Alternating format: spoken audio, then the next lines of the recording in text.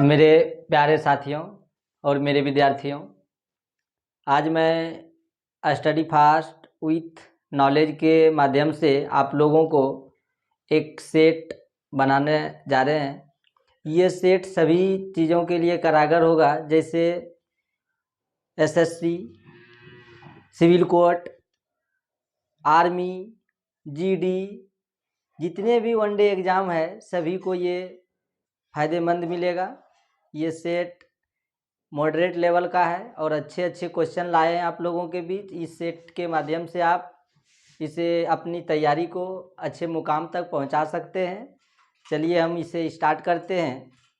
आज का मेरा पहला क्वेश्चन है, यदि ए, बी और सी अकेले काम करते हुए किसी कार्य को क्रमशः 15 दिन, 20 दिन और 25 दिन में पूरा कर सकते हैं, तो वह एक साथ कार्य करे तो कितने दिनों में पूरा करेंगे। क्वेश्चन है, 3 आदमी का जिक्र हुआ है। पहला आदमी है ए, दूसरा है बी, तीसरा है सी। ये तीनों अकेले अकेले किसी काम को करते हुए ए, बी, सी, ये तीनों अकेले अकेले किसी काम को करते हुए, हाँ, ये अकेले अकेले कर रहा है। ए जो है किसी काम को, किसी काम को ये ए, बी, सी, मेरा पैनल में ये नहीं आ रहा था। ए, बी और सी किसी काम को ए करता है 15 दिन में, ए कर रहा है 15 दिन, बी कर रहा है 20 दिन और सी कर रहा है इसी काम को 25 दिन में। तो ये तीनों मिलकर यदि ये काम करे तो कितने दिन में काम करेगा। तो देखो, ये तीनों मिल के काम करवाना है, तीनों मिल के 15, 20, 25 तीनों दिन मिल के करेगा। पहले आप ये तीनों का एलसीएम निकाल लें, 15, 20, 25 का। जैसे ये 15, 20, 25, आपको थोड़ा कॉन्सेप्ट बता दें। 15, 20, 25 तो ये 5 से खिलाइएगा तो ये 3, ये 4 और ये 5, ये हो जाएगा 25 या 15 चौकी 60, 60 और 30 की 5 गुना कीजिएगा तो ये 300 हो जाएगा। तो टोटल वर्क जो निकला मेरा 300। किसी का एलसीएम लेते हैं, जो एलसीएम आता है वह टोटल वर्क बताता है कि ये मेरा काम करना कितना है। ये 300 काम है। 300 कामों को अब 15 दिन में ए करता है तो ए एक दिन में कितना काम करेगा। 15 दूना 30, ये 20 यूनिट काम करेगा। बी यदि 20 दिन में करता है तो ये कितना काम करेगा, 15 यूनिट कार्य करेगा। और सी यदि 25 दिन में करता है तो ये कितना दिन में करेगा, ये 12 दिन में करेगा। तो तीनों मिलके करवाना है, ए प्लस बी प्लस सी, तीनों मिलके करेगा। तो 20 और 15 35 और 10 45 और 2 47, टोटल काम हो गया। टोटल तीनों मिलके एक दिन में 47 यूनिट काम करता है। तो टोटल काम है कितना, 300 यूनिट। तो 300 में 47 से भाग लगा देंगे। तो 300 में 47 से जैसे भाग लगाएंगे तो ये आ जाएगा आपका इतना ही दिन। इसका आंसर है, ऑप्शन में इतना ही रखा है। तो 300/47 दिन इसका आंसर आ जाएगा। दूसरा क्वेश्चन, आपको दूसरा क्वेश्चन फिर बता रहे हैं। दूसरा क्वेश्चन इसको रफ कर देते हैं। दूसरा क्वेश्चन मेरे पैनल पे है, आप पढ़ सकते हैं। जैसे लिखा है दूसरा, आपकी साधारण ब्याज का एक क्वेश्चन आया है। साधारण ब्याज की 5% दर पर कितने वर्षों में 400 रुपया की राशि का ब्याज 450 रुपया हो जाएगा। 450 रुपया हो जाएगा। देखिए 400 रुपया है, ये मेरा प्रिंसिपल है और रेट 5% लगा रहा है। अब बाद में यह अमाउंट कितने साल में, जो ये अमाउंट है जिसको हम लोग मिश्रधन कहते हैं, ये 450 रुपया हो जा रहा है। तो देखिए मूलधन और मिश्रधन का जो डिफरेंस होता है यह मेरा ब्याज बताता है, सिंपल इंटरेस्ट बताता है। कितना का डिफरेंस है, 50 का। यही 50 निकालना है तो ये ब्याज लगा होगा किस पर, मूलधन पर। तो 400 का कितना वर्ष 5% की दर से किस टाइम से लगा मालूम नहीं, 50 आप कटा दीजिए, 0 से 0, 5 से 8, ये हो जाएगा 8 पंचा 40/100 और गुना टी बराबर 1, 0 से 0 कट जाएगा, 2 से ये 5 कट जाएगा, तब 5 जाएगा उधर, तब 5/2 मतलब 2.5 साल। ये 2.5 वर्ष आपका आंसर हो जाएगा। तो ये मेरा दूसरा क्वेश्चन था, बिल्कुल आसान क्वेश्चन था। आगे फिर हम इस क्वेश्चन को रफ करते हैं। चलिए हंसते रहिए, अच्छे से सीखिए। अगला क्वेश्चन तीसरा नंबर क्वेश्चन है, ये 3 नंबर क्वेश्चन आपको बता रहा है। क्वेश्चन देखिए, पढ़िए। क्वेश्चन अब की रेशियो से है, कह रहा यदि A रेशियो B बराबर 7:9 है और B रेशियो C बराबर 1:12 है, तो A अनुपात B अनुपात C का मान ज्ञात करें। कितना सिंपल है, दिया हुआ है A रेशियो B, अब बराबर दे के रखा है 7:9। A रेशियो B बराबर 7:9 है। फिर दिया हुआ है B ratio C, B ratio C बराबर दे के रखा है 1:12, 1:12। और अगला दिया है B रेशियो C बराबर 1:12। तब हमसे पूछ रहा है रेशियो A, B और C का वैल्यू। देखो इसका कॉन्सेप्ट क्या होता है, ये डबल है, आसान वाला है। आप कुछ ना करें, A और B का मान दिया हुआ है तो A B के सामने रख दें, B C का वैल्यू दिया हुआ है तो B C के सामने रखें। देखिए कितना आसान है, और कुछ नहीं। देखे जिसके आगे यह प्लॉट खाली होता है वह उसका होता है, इसके आगे का प्लॉट इसका होगा, जिसके घर के आगे जो जमीन है वह उसी का जमीन कहलाएगा, दूसरा का नहीं होगा। तो देखिए अब गुना कर लो आसानी से, 7 गुना 1 7, 9 गुना 1 9, और 9 गुना 12, तो बरनामा टोटल से तो A और B और C का जो रेशियो हो जाएगा ये 7:9:108 हो जाएगा, जो मेरा करेक्ट आंसर है। ये ऑप्शन नंबर आपका B आंसर राइट है। तो ये क्वेश्चन 3 का क्वेश्चन 3 गो हो गया। अगला क्वेश्चन हम चौथा में आते हैं, इसको रफ करते हैं। रफ कर रहे हैं। अगला चौथा क्वेश्चन देखिए, चौथा क्वेश्चन मेरा है ये त्रिकोणमिति का क्वेश्चन है। देखिए कितना अच्छा क्वेश्चन है त्रिकोणमिति का, आपको पता नहीं चलेगा ये क्वेश्चन बन जाएगा। कह रहा है 10A बराबर, एकदम अच्छा से देखिएगा, हम यहाँ हटाते हैं, ये 4 नंबर है। 10A बराबर दिया हुआ है 3/4। अब हमसे पूछ रहा है cos A minus sine A upon बटे दिया हुआ है cos A अब प्लस साइन ए। क्या हम लोग बच्चे की तरह बनाएंगे? नहीं, बिल्कुल नहीं। ये 10 को तोड़ सकते हैं, 10 को क्या बोल सकते हैं, साइन अब बटे कॉस, साइन बटे कॉस 10 होता है। ये हो गया साइन का वैल्यू, ये हो गया कॉस का वैल्यू। आप जहां साइन है वहां 3 पुट करें और जहां कॉस है वहां 4 पुट करें, देखिए तुरंत हो जाएगा। साइन के जगह 3 और कॉस के जगह 4, यहाँ कॉस है यहाँ 4 रख देते हैं, यहाँ साइन है यहाँ 3 रख देते हैं, यहाँ कॉस है यहाँ 3 रख देते हैं, यहाँ साइन है यहाँ 4 रख देते हैं। अब देखिए कितना मामला आसान हो गया, उल्टा तो नहीं हुआ। देखिए साइन के जगह 3 रखना, यहाँ 3 रखना है, यहाँ 4 रखना, 4 में 3 गया 1 और 4 3 7, आंसर हो गया। देखिए कितना आसान हुआ, जो आपका बी नंबर ऑप्शन है। अगला मेरा 5वां नंबर क्वेश्चन है, इसको मिटाते हैं, आप लोग लिख लीजिएगा, मिटा देते हैं। 5वां नंबर क्वेश्चन देखिए, 5वां नंबर क्वेश्चन है, ये घन और घनाभ से, ये घन के आयतनों से रिलेटेड है। घन के आयतन का क्वेश्चन है कि 2 घनों के आयतन का अनुपात दिया है और उनके कुल पृष्ठ क्षेत्रफल का अनुपात पूछ रहा है।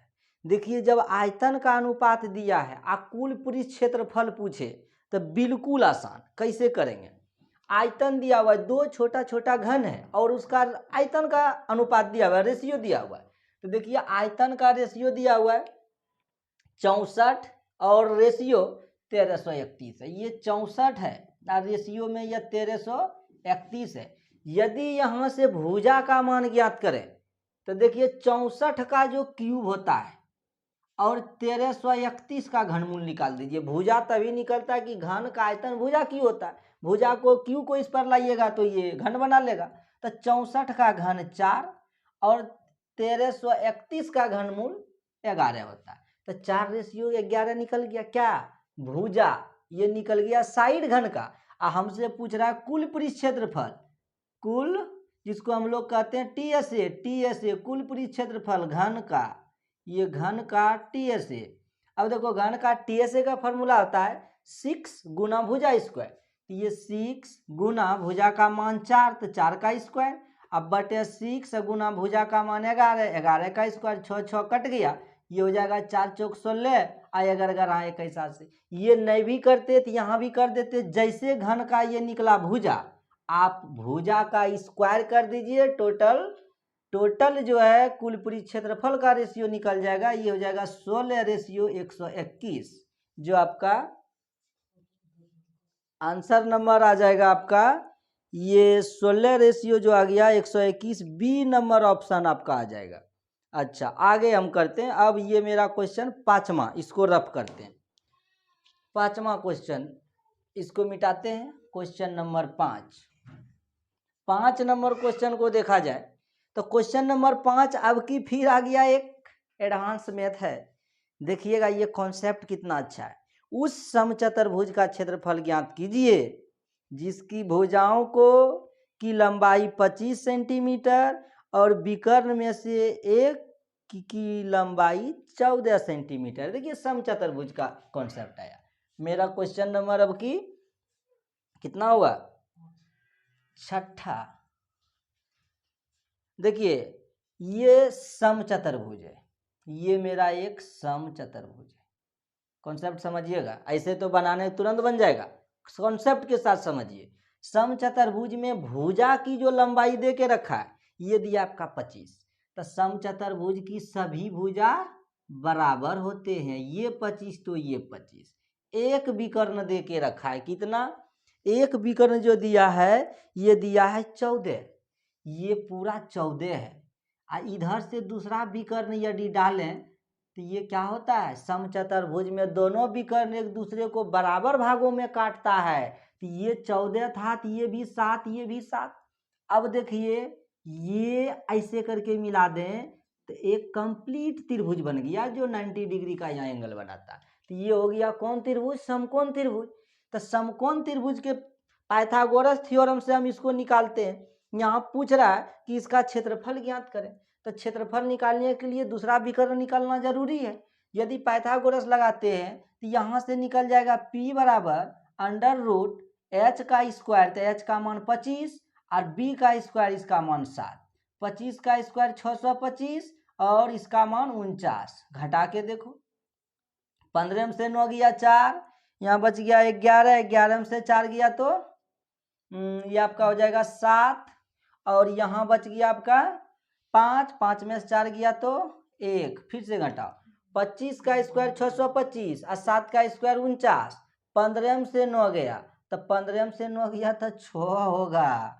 अब यहाँ देखो बचा 1, पहचान लेंगे 11, 11 में से 4 गया तो 7, 7 4 11, और ये बच गया 5, 576, इसका वर्गमूल 24। तो ये P का मान निकला 24। यदि ये 24 तो ये भी 24। एक मतलब D1 बराबर 14 और D2 बराबर 24 दूनी 48। तो एरिया निकल जाता है। एरिया जो होगा ये समचतुर्भुज का हाफ गुना D1 गुना D2। तो देखो ये हो जाएगा हाफ गुना 14 गुना 48, ये कट जाएगा 7 बार, हम 7 8 56 का 6 बाकी 5 और 7 चौक 28, 28 और 5 33, 336 आपका आंसर हो जाएगा, जो आंसर नंबर सी होगा 336 मीटर स्क्वायर। चलो ये भी क्वेश्चन हो गया जो आपका सी नंबर आंसर है। अगला क्वेश्चन में हम आते हैं। नेक्स्ट क्वेश्चन, अगला क्वेश्चन है, इसको रफ करते हैं।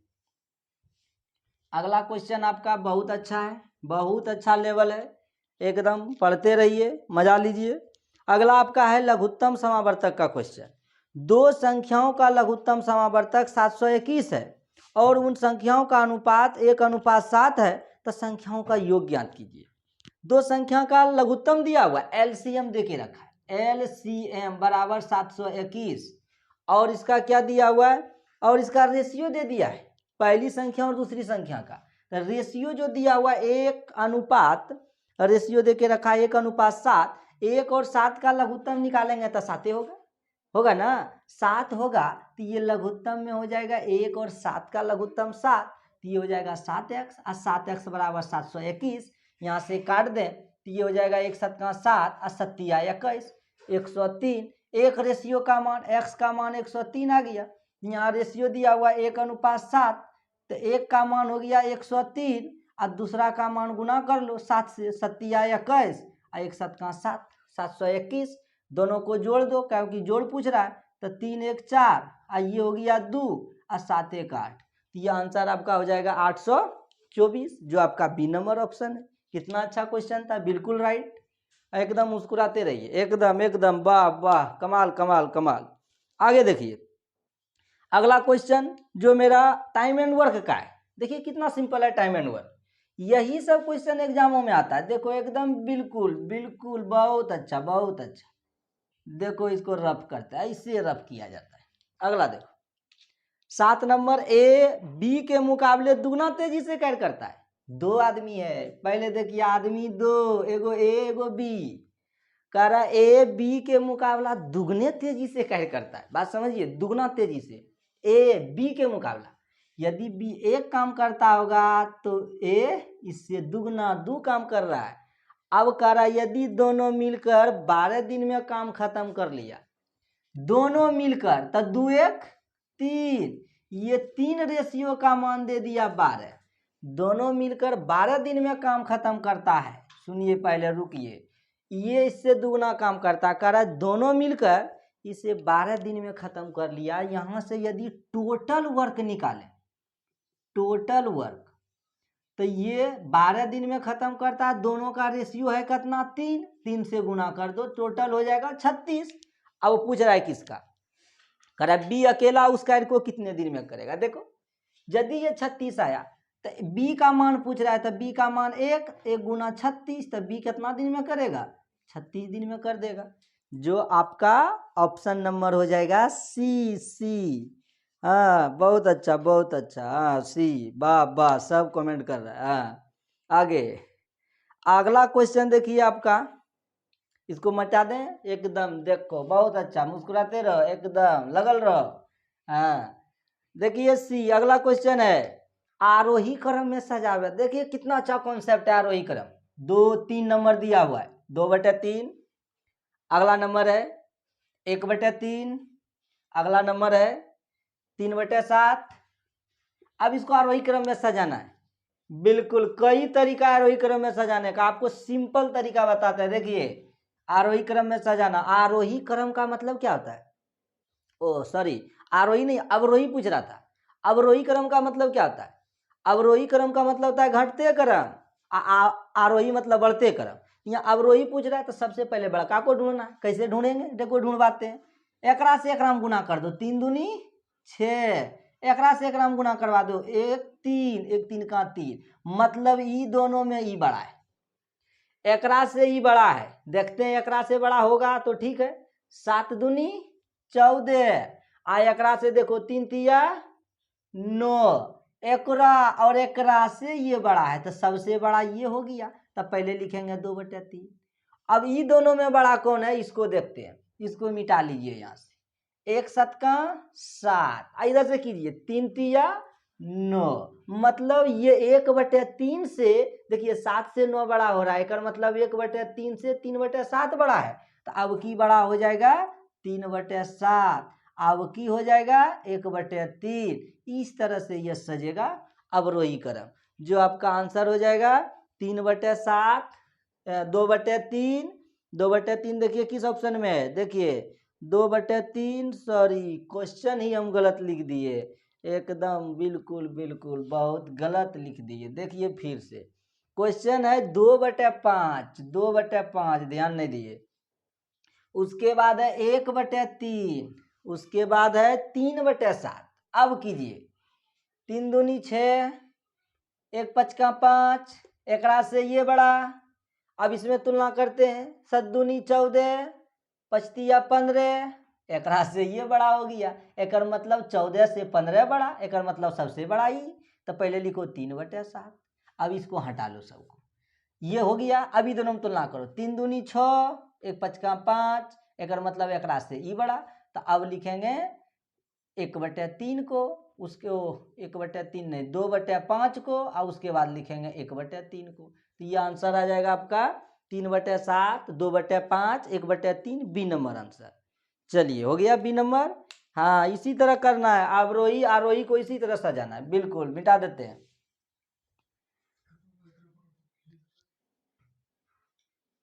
अगला क्वेश्चन देखिए, अगला क्वेश्चन है आपका, ये क्वेश्चन आपके किस चैप्टर का है? देखिए ये क्वेश्चन आपका कह रहा है महेश और हरीश एक व्यवसाय में क्रमशः 20,000 और 30,000 रुपया का निवेश करता है। पहले से क्वेश्चन समझिए, दो व्यक्ति, एक महेश और एक हरीश, ये दोनों व्यवसाय करने चला। क्या चीज का व्यवसाय करेगा? कुछ का व्यवसाय कर लो। ये 20,000 रुपया लगाया और ये 30,000 रुपया लगाया, 30,000 रुपया लगाया। अब ये दोनों 20,000 एक 30,000 लगाता है। कह रहा है 3 महीने के बाद हरीश ने अपना निवेश 5,000 निकाल लिया। हरीश 3 महीना तक रहा, इतना रुपया 3 महीना तक रखा, तब ये 5,000 निकाल लिया। था हरीश का बचा कितना? 30,000 में 5,000 निकल गया, बचा 25,000। अब ये 25,000 क्या महीना के लिए रहेगा? 9 महीना के लिए रखेगा। उसके बाद निकाल लेता, उनके बीच प्राप्त लाभ का अनुपात में विभाजित कीजिए। ये जो महेशवा 12 महीना तक के सब पैसवा को रख लिया, गुना कर लो। 12 दूना 24, 12 दूना 24, ये हो जाएगा 24 पर 4 शून्य। इसको गुना किया जाए 3 तिया 9, 9 पर 4 शून्य, यहाँ गुना कर लो। 9 5 45 का 5 और 9 दूनी 18 4 22, एकरा पर 3 शून्य।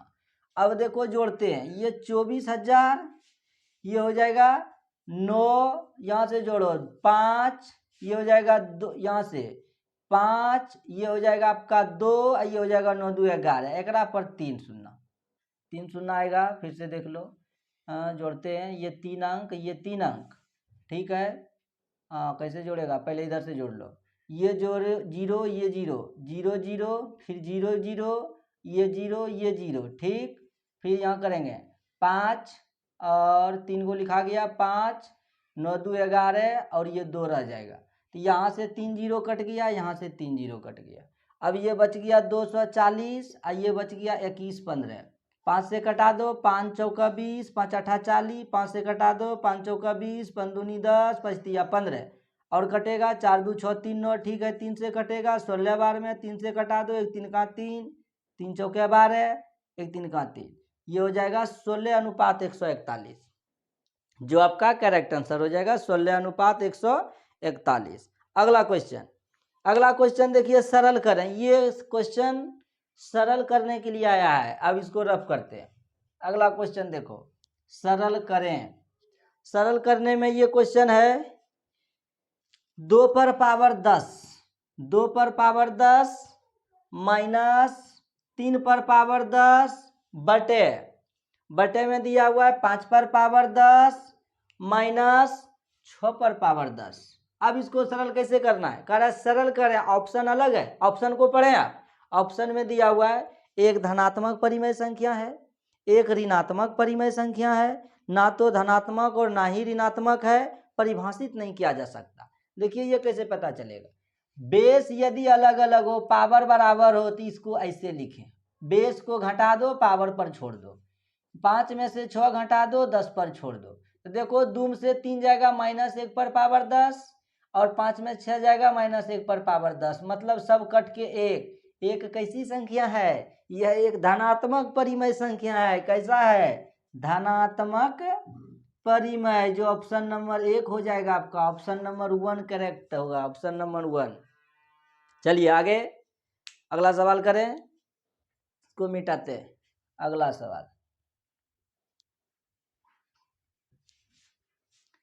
चलिए अगला क्वेश्चन है एकदम बिल्कुल अच्छे से आपका लघुत्तम समावर्तक का फिर एक क्वेश्चन आ गया। कह रहा है दो संख्याओं का एलसीएम दिया हुआ है, दो संख्याओं का लघुत्तम समावर्तक दिया है और उनका महत्तम समावर्तक 13 है। उनमें से एक संख्या 26 है, तो दूसरी संख्या क्या है?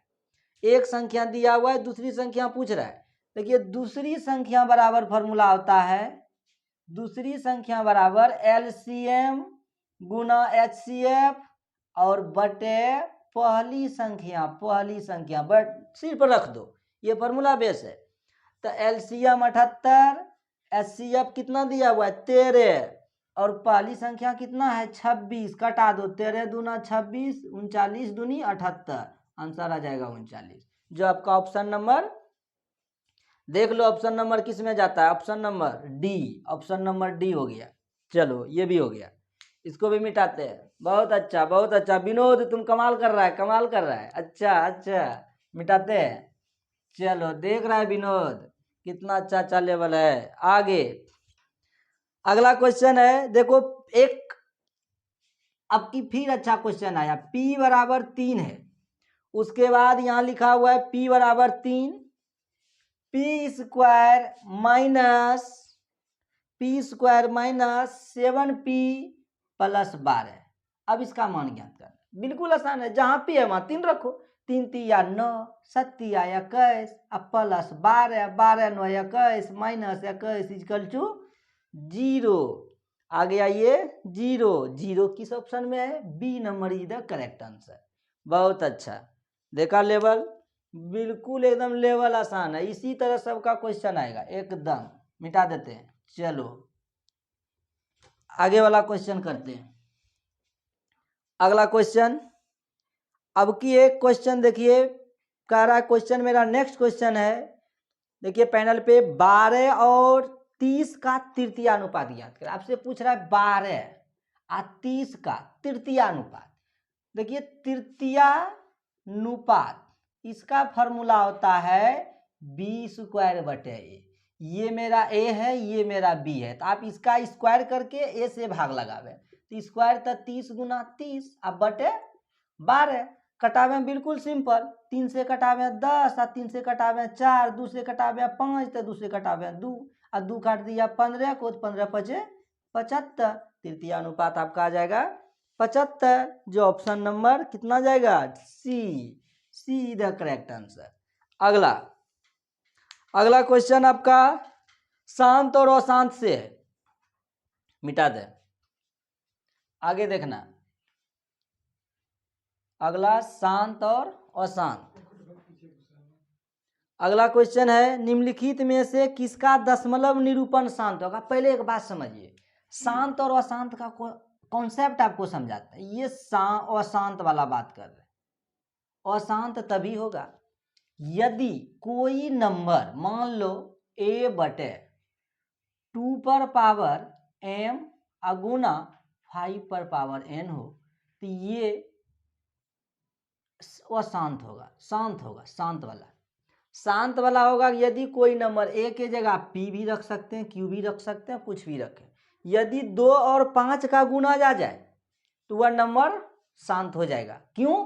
क्योंकि 2 दूनी 5 दूनी 10 और 10 किसी को डिवाइड करेगा तो बिल्कुल शांत में कटा देगा, एकदम शांति कर देगा वो। अशांत का देखो, अशांत का कॉन्सेप्ट है यदि 2 5 के अलावा कोई और आ जाए तब वह अशांत हो जाएगा, या सिर्फ 2 आ जाए सिर्फ 5 रहे तब वह शांत होगा, और यदि 2 5 के अलावा कोई और आ जाए तब यह अशांत हो जाएगा। जैसे p 2 पर पावर m गुना 5 पर पावर n और गुना कर दें 3 पर पावर t, तो 2 5 के अलावा 3 भी आया, ऐसे ये अशांत हो जाएगा, ये कॉन्सेप्ट है। अब देखो ये सवाल कैसे दिया है, कह रहा है निम्नलिखित में से किसका निरूपण शांत है।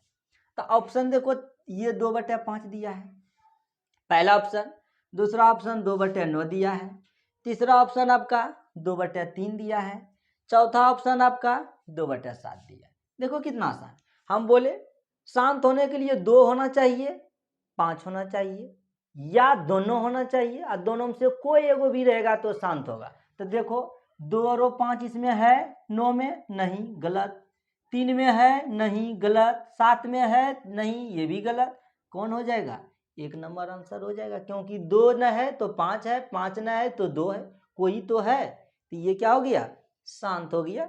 अगला ये भी हो गया, आगे क्वेश्चन करते हैं। अगला नंबर क्वेश्चन, अब इसको मिटा दें, रफ करते हैं, बिल्कुल बहुत अच्छा बहुत अच्छा। देखो अगला क्वेश्चन है, अगला आपका है एक ये बोर्ड मास का क्वेश्चन है, देखिए कैसे है। 1800 भाग 20, उसके बाद गुना मंझली ब्रैकेट छोटी ब्रैकेट के अंदर 12 माइनस 6 ब्रैकेट बंद प्लस 24 ब्रैकेट इससे भी लगा हुआ है, अब माइनस 12। अब कह रहा है इसका मान ज्ञात करना है। कितना आसान है, बिल्कुल आसान है। इसको इसमें भाग देना है तो सिंपल भाग दे दो, ये कट जाएगा 90 बार में, ये 90 चल गया। ब्रैकेट के अंदर 12 में से 6 गया, 6 बचा। ये महीनी ब्रैकेट से घिरा हुआ है, महीनी ब्रैकेट से घेर दो। अब देखो ये 6 बचा, अब 24 में से 12 गया, ये 12 बचा। अब देखो ये 90 गुना ग्रुप में है तो 90 गुना 12 6 18, 18 करो, 18 7 26 से, 18 44 से, 18 बहुत 88 से, तो ये 1600 कितना हो जाएगा, 20 आ जाएगा, जो आपका सी नंबर आंसर करेक्ट हो जाएगा। बिल्कुल अच्छा, देखा बोर्ड मास, खूब भर भर के बोर्ड मास आता है, भर भर के। हाँ, बोर्ड मास को हल्का में मत लेना। चलो रब करते। अगला क्वेश्चन है ये हाइट एंड डिस्टेंस का, एकदम बिल्कुल अच्छा क्वेश्चन है।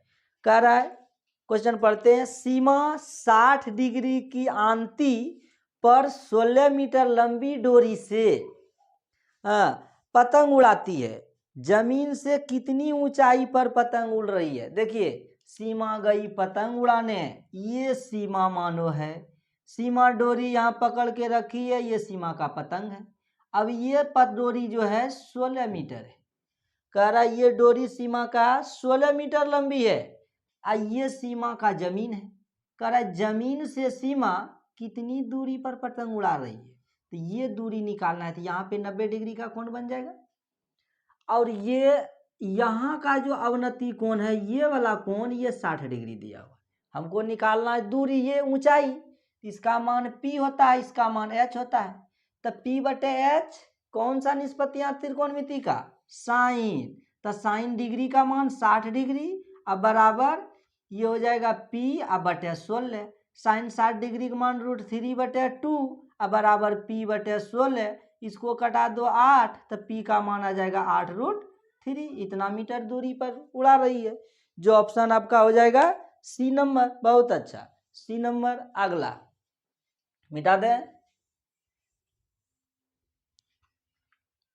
अगला क्वेश्चन पढ़ते। अगला क्वेश्चन है, दी गई आकृति समकोण त्रिभुज में कोसेक थीटा का मान निकालें। देखिए एक आकृति है जो समकोण त्रिभुज है, इस तरह का एक आकृति है, इस तरह का। यहाँ पे ये 90 डिग्री का कोण बना रहा है, बहुत अच्छा, 90 डिग्री का। इसका मान P है, ये Q है, और इधर का मान R है। यहाँ पर थीटा डिग्री का कोण बन रहा है, तो ये 5 सेंटीमीटर है, और इधर का 13 सेंटीमीटर है। यहाँ पे 90 है, देखा जाए, ये 90, ये 5, ये 13। तो जहाँ पे जिस दोनों भुजा से 90 डिग्री का कोण बनता है वो P और B होता है, बाकी बात इधर H होता है। तो यहाँ किसी मान लो ये B बराबर 5 है, H बराबर 13 है, हमसे P का मान पूछ रहा है, तो P बराबर मान निकालना है। तो P बराबर मान निकालेंगे तो P बराबर क्या निकल जाएगा, P बराबर √H² - B²। तो 13 का स्क्वायर 169 माइनस 25, हो जाएगा 144, इसका वर्गमूल 12। तो पूछ रहा है cosec theta, cosec theta. Cosec theta का मान H/P, H का मान कितना 13, और P का मान कितना 12। तो 13/12 आंसर आ गया, जो आंसर हो गया आपका 13/12। कोसेक थीटा पूछ रहा था, कोसेक H/P, ठीक है, 13/12। जो इसमें बी नंबर ऑप्शन में गलत किया है, ऑप्शन को सही से देख लें, ये ऑप्शन सुधार लें, ये उसमें ऑप्शन सही से नहीं दिया है, 13/12 आ जाएगा, ठीक है। तो यहीं से मेरा वीडियो समाप्त होता है। आप इस चैनल के माध्यम से अच्छे तरह से पढ़ते रहें, मुस्कुराते रहें, चैनल को भी खूब सपोर्ट करें, और हम आपको नेक्स्ट वीडियो में मिलेंगे, और इसी तरह से अच्छे अच्छे कंटेंट का वीडियो लाते रहेंगे। मेरे चैनल का नाम है स्टडी फास्ट विथ नॉलेज। आप इसे सब्सक्राइब करें, सपोर्ट करें, और अपना स्वास्थ्य का भी ध्यान रखें, और अपने आगे भविष्य को अच्छे से बनाएं, पूरा मजा लें चैनल के माध्यम से।